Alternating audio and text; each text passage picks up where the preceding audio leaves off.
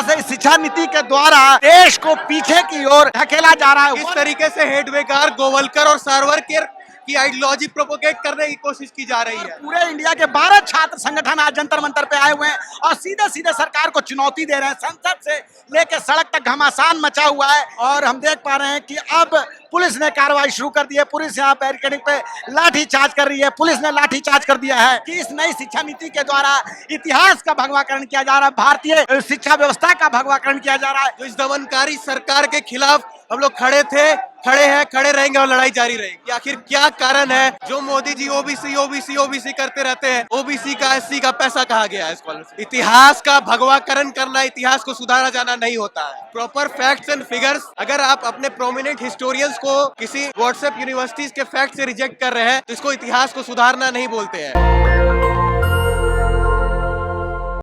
हम हैं जंतर मंतर पे और ठीक मेरे सामने आप देख पा रहे हैं कि पुलिस की बैरिकेड पे चढ़ के एनएसयूआई के लोग जो है जंतर मंतर पे विरोध प्रदर्शन कर रहे हैं। नई शिक्षा नीति जो कि 2020 में लाई गई है उसको लेकर कि किस प्रकार से इस नीति के द्वारा शिक्षा का निजीकरण किया जा रहा है, शिक्षा का भगवाकरण किया जा रहा है। हम आपको बता दें एनएसयूआई के इस प्रोटेस्ट में आज कांग्रेस नेता राहुल गांधी, विपक्ष के नेता है, वो भी आए थे और सीधे सीधे उन्होंने सरकार पे हमला बोला कि इस शिक्षा नीति के द्वारा देश की शिक्षा व्यवस्था को दकिया दुनिश किया जा रहा है और देश की शिक्षा व्यवस्था को बर्बाद किया जा रहा है। हमारे ठीक कैमरे के सामने एनएसयूआई प्रेसिडेंट वरुण चौधरी भी खड़े हैं जो कि पुलिस बैरिकेड पे हैं और यहाँ पे कहा जा रहा है कि किस प्रकार से इस शिक्षा नीति के द्वारा देश को पीछे की ओर ढकेला जा रहा है। वन नेशन और वन एजुकेशन की बात की जा रही है और हम देख पा रहे हैं कि कितना ज्यादा भारी संख्या में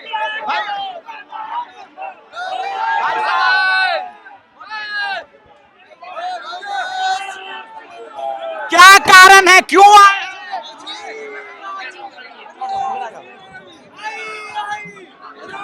हम देख पा रहे हैं कैसे लोग, इधर आओ भाई, क्या बात है आखिर?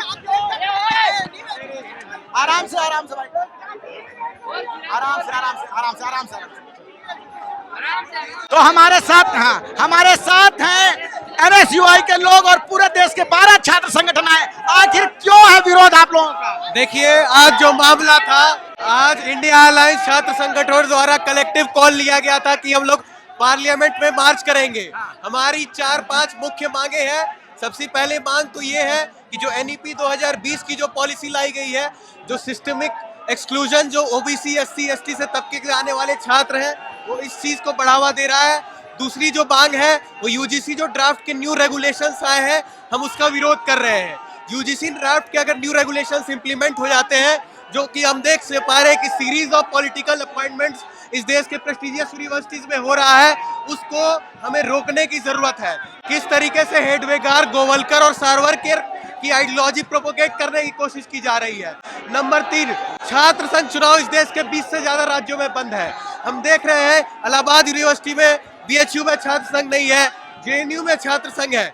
डिफरेंस क्या है हम देख सकते हैं।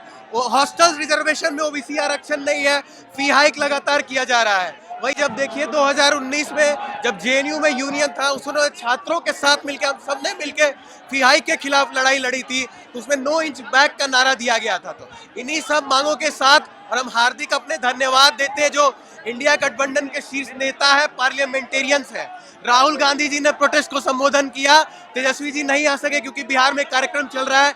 राजद की तरफ से संजय यादव जी ने यहाँ संबोधन किया और भी अन्य लोगों ने संबोधन किया, तथा इस सॉलिडारिटी में हमारे साथ आए कि जो इंडिया गठबंधन है, जो आइडिया ऑफ इंडिया है, जो इस दमनकारी सरकार के खिलाफ हम लोग खड़े थे, खड़े हैं, खड़े रहेंगे और लड़ाई जारी रहेगी। सरकार तो कह रही है कि शिक्षा व्यवस्था के द्वारा भारत का आने वाला भविष्य तैयार होने वाला। आप लोग कोई भी पॉलिसी आती है तो आप लोग झंडा लेके खड़े हो रहे हैं, ऐसा कहा जा रहा है। देखिए, कोई भी पॉलिसी आपको अंदर से उसमें जो टेक्निकलिटीज है उसमें समझने की जरूरत है। समाजवादी नेता और चिंतक रहे डॉक्टर राम मनोहर लोहिया जो कहते थे, चपरासी हो या राष्ट्रपति की संतान, सबको शिक्षा एक समान। लेकिन जो न्यू पॉलिसीज, प्राइवेटाइजेशन, कमर्शलाइजेशन और गलगोटियाइजेशन का यह प्रयास किया जा रहा है, अगर ओबीसी, एससी, एसटी का छात्र अगर पब्लिक फंडेड यूनिवर्सिटीज से वंचित कर दिया जाएगा तो उसकी उतनी पूंजी नहीं है कि वो जाके प्राइवेट यूनिवर्सिटीज में अपनी शिक्षा हासिल कर सके। लेकिन सरकार तो दावा कर रही है कि एससी, एसटी, ओबीसी उनके लिए अलग से बजट दिया जाता है शिक्षा व्यवस्था के द्वारा। एनएफओबीसी करके स्कॉलरशिप आती है, एनएफएससी करके स्कॉलरशिप आती है। मैं खुद पीएचडी स्कॉलर हूँ, जानता हूँ उन ओबीसी स्कॉलर्स का दर्द जो एनएफओबीसी पे डिपेंडेंट है। कई महीनों से डिसबर्समेंट नहीं हो रहा है उस फेलोशिप का। हमारे नेता मनोज झा जी ने संसद में भी इसको लेकर के सवाल उठाया था कि आखिर क्या कारण है जो Modi ji OBC OBC OBC करते रहते हैं, ओबीसी का एससी का पैसा कहाँ गया है स्कॉलरशिप का। सरकार ये भी कह रही है कि इतिहास को तोड़ मड़ोड़ कर पेश किया गया है, इसमें इतिहास को सुधारा जाएगा। इतिहास का भगवाकरण करना इतिहास को सुधारा जाना नहीं होता है। प्रॉपर फैक्ट्स एंड फिगर्स, अगर आप अपने प्रोमिनेंट हिस्टोरियंस को किसी व्हाट्सएप यूनिवर्सिटीज के फैक्ट से रिजेक्ट कर रहे हैं तो इसको इतिहास को सुधारना नहीं बोलते हैं। और सेलेक्टिव रीडिंग का जो प्रचलन इस गवर्नमेंट के आने के बाद हुआ है, हम उसके विरोध करने की जरूरत है। सरकार कह रही है कि जो औरंगजेब को महान कहेगा या उसको विदेशी आक्रांता नहीं मानता है उसको देशद्रोह माना जाएगा। देखिए, हमारा सीधा सा मानना है, ये मोदी जी के टीटीएम लोग, जैसा कि हमारे नेता तेजस्वी यादव जी ने इनको टर्मिनोलॉजी दी है, हमारा मुद्दा क्या है, दवाई, कमाई, पढ़ाई, रोजगार, शिक्षा, अगर इस पे बात करनी है तो मोदी जी आए, चुनौती स्वीकार करें, बताएं देश की जनता को कि कितने लाख, कितनी करोड़ नौकरियां उन्होंने अपने कार्यकाल में दी है और कितने हमने, जब तेजस्वी यादव के नेतृत्व में उप मुख्यमंत्री थे वो, तो आप देखे होंगे कि रिकॉर्ड तोड़ बहाली आई थी बिहार में। 17 लाख लोगों को रोजगार 17 महीने की सरकार में मिला था। तो हमारा इस चीज को लेके कंसर्न है, इस चीज की मांग हम सरकार से कर रहे हैं। चलिए ठीक है, तो हम देख पा रहे हैं कि किस प्रकार से यहाँ पे एनएसयूआई के लोग और पूरे इंडिया के 12 छात्र संगठन आज जंतर मंतर पे आए हुए हैं और सीधे सीधे सरकार को चुनौती दे रहे हैं। संसद से लेकर सड़क तक घमासान मचा हुआ है कि इस नई शिक्षा नीति के द्वारा इतिहास का भगवाकरण किया जा रहा है, भारतीय शिक्षा व्यवस्था का भगवाकरण किया जा रहा है, शिक्षा का निजीकरण किया जा रहा है, फीस बढ़ा दी जा रही है। तो इस बात को लेकर आज खुद राहुल गांधी ने भी मोर्चा संभाला और एनएसयूआई के साथ साथ सभी छात्र संगठनों को उन्होंने अपना समर्थन दिया है।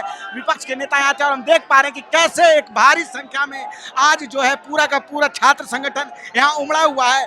20 से ज्यादा राज्यों में छात्र संघों के चुनाव रोके गए जा चुके हैं, नए चुनाव नहीं करवाए जा रहे हैं और उसको लेकर भी यहाँ पे यूजीसी के जो नए ड्राफ्ट हैं जिसके द्वारा की शिक्षा का बजट जो कम किया जा रहा है, जो अनुदान दिया जाता था उसको कम कर दिया गया है, उसको ऋण के संख्या में बदल दिया गया है।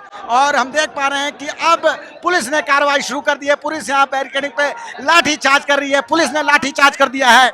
हम देख पा रहे हैं कि किस प्रकार से अब जो संसद मार्च की ओर जाना चाहते हैं ये लड़के, लेकिन इनको अब रोका जा रहा है, पुलिस लगातार दूसरी साइड से लाठी चार्ज कर रही है। तो ये भारत में शिक्षा व्यवस्था के जो भगवाकरण को लेकर जो विरोध है वो हो रहा है। नेशनल दस्तक की आपसे गुजारिश है कि अगर इसको बचाना चाहते हैं तो नेशनल दस्तक को सब्सक्राइब करने के लिए रेड कलर के सब्सक्राइब बटन को दबाएं, फिर बेल आइकन की घंटी दबाएं। नेशनल दस्तक को बचाने के लिए बहुत जरूरी है कि हर खबर को शेयर करें, लाइक करें, कमेंट जरूर करें।